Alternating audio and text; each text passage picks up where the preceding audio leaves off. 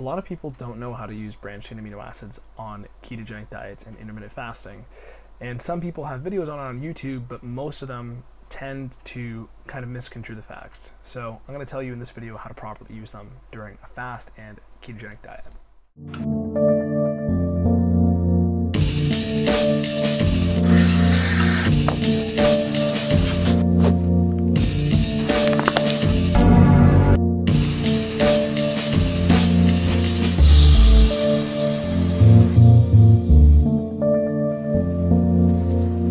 So if you know anything about the ketogenic diet, some people on YouTube will tell you that you can't take BCAAs or that you shouldn't take BCAAs because of their effect on your blood insulin.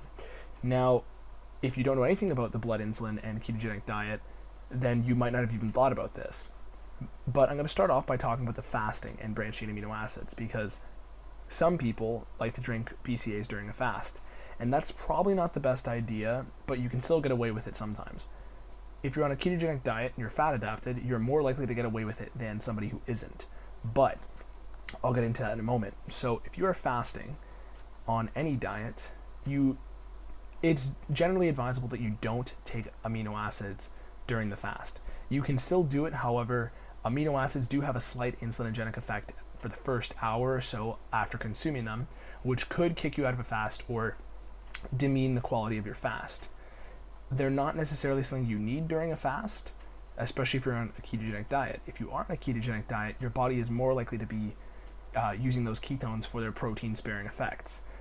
Now, for fasting, this can slightly kick you out of a fast. It's not a big deal in the long run because the main thing is that your body isn't consuming over around 40 calories to break your fast. That's really what's going to break your fast. Amino acids do have calories, and if you have a certain amount, it can break the fast, but that would require a large amount, like over 10 grams or so. But even there, it's really going to just demean the quality of your fast in terms of fat burning effects. Now, in general, I don't really take amino acids during fasts. I try not to, unless they're in a pre-workout that I take, or sometimes I'll throw them in with a pre-workout when I'm on keto. If you're fasting and you're not on keto, generally advisable to not take BCAAs during a fast. You can take them before, so towards the end of the fast, or the beginning of the fast, or the end of the fast. I tend to prefer to take BCAAs, whether I'm on a keto diet or not, with my first meal, so right at the end of a fast, because that will, in general, it'll get you the benefits of those BCAAs, getting them flushed into your muscles for their soreness benefits, their preventing of muscle breakdown effects, and in general, just for how it will flush a lot of the aminos into your muscles. Now, also, there's a response and a creation of the hormone called GLP-1, which is Glucagonlike peptide 1. Now, I'm not a big science guy. I'm much more of the theory and the understanding of nutrition, but GLP-1 does have an effect on satiety and your levels of how full and satisfied you tend to feel. So when it comes to consuming this on any sort of fat loss diet, it would be generally advisable that you could take this with your first meal or your last meal. And as long as you're getting them in the day, at some time during your eating period, you'll get those benefits of the BCAAs and the satiety benefits. I tend to take BCAAs for the soreness benefits more so than the muscle breakdown benefits, especially when I'm on keto, because it's a little bit less of a concern. But as far as it concerns you for ketogenic dieting and BCAAs, if you take them during ketosis and during the fasted period, yes, you will have the same level of chance of breaking your fast and influencing your fast as somebody who is on a carb-based diet. What I like to do is, little preface before we get into what I like to do. If you are fat adapted, it is a lot less likely that your body will be influenced by the effects of BCAAs in terms of your fast quality.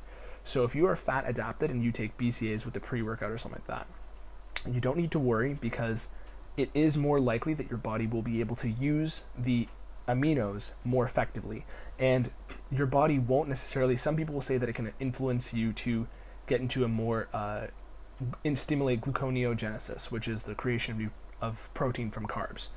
And a lot of people are afraid of gluconeogenesis on a keto diet because they think it means that their body's going to start burning its own muscle, and that might mean that taking BCAAs makes you burn your own muscle, even on a keto diet. However, it's very unlikely that your body's going to change systems and start burning its own protein when you're fat adapted.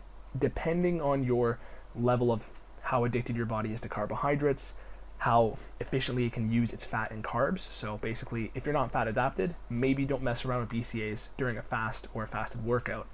If you're fat adapted, it's not really a problem because your body's going to use those aminos and use its energy sources a lot more efficiently. It's a lot less likely to start burning its own protein to create glucose because it already has fat and it knows how to effectively spare glucose and use fat. So when I'm on keto and I'm fat adapted, which I generally will be most of the time because anytime I hop into keto, I'll get fat adapted quicker because I'm so used to it. I will use BCAAs typically with my first meal. What I like to do that for is because the insulinogenic effects of eating anything are going to be, you're going to have to bite the bullet on that because every time you eat anything, it's going to raise your insulin. So you don't need to be afraid of insulin. It's a key hormone in putting nutrients into your body and directing them to where they need to go. But people get afraid of it because it's going to temporarily turn off fat burning if you have a significant raise. For BCAAs, if you have them with your first meal, you're still going to get the benefits of having them in your day altogether. And additionally, your insulin's going to rise anyways. So if anything, you're going to want those branched chain amino acids to do their thing at the same time your insulin's going to be raised anyways. And additionally, with those benefits of GLP-1, which is again the extra satiety benefits. It's actually a key satiety hormone from what I know.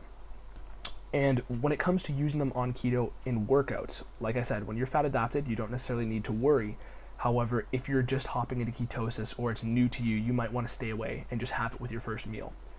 With regards to fasting, last thing I want to say is that you don't necessarily need to be afraid of them long term. It's fine if you do it here and there, but it's generally a good idea to save it for your meal times. So that's my 2 cents on branched chain amino acids and using them properly on intermittent fasting and ketogenic dieting, and possibly those two together since they're very similar. This is very related to a video I have on whey protein and ketogenic dieting, because if you want to understand how to manage your insulin levels, you really should understand how certain things are going to affect your insulin and for how long. So last thing I'll say is, for example, whey protein isolate is a very fast digesting protein. And anything that digests fast is going to require more of an insulin response. So with BCAAs, they actually tend to increase the insulin levels a little bit and then die out and stabilize. Whey protein isolate will spike the protein and the insulin response at first higher than branched chain amino acids, and eventually it'll tailor off longer than branched chain amino acids will. Another reason why I take branched chain amino acids during ketogenic dieting altogether is, besides the soreness benefits, which I definitely notice when I'm taking them consistently, what I do take these for is because leucine is capable of stimulating a path in your body, a pathway called mTOR. mTOR is the main process of muscle building, and people often think that you can only stimulate it through glucose, but you can actually stimulate it also through leucine. And leucine is very big for muscle building, and this is one of the reasons why, because it stimulates mTOR.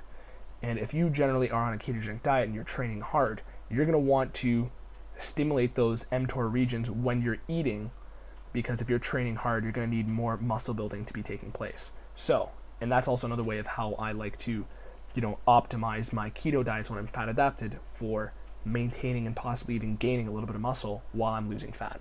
So, that's my 2 cents now. That's my 3 cents or 4 cents now on BCAAs and ketogenic dieting and intermittent fasting. If you want to learn about how whey protein is going to affect your ketogenic dieting, I also have a video on that now too. So, my name is Anthony Romano. Thank you for watching this video. Peace.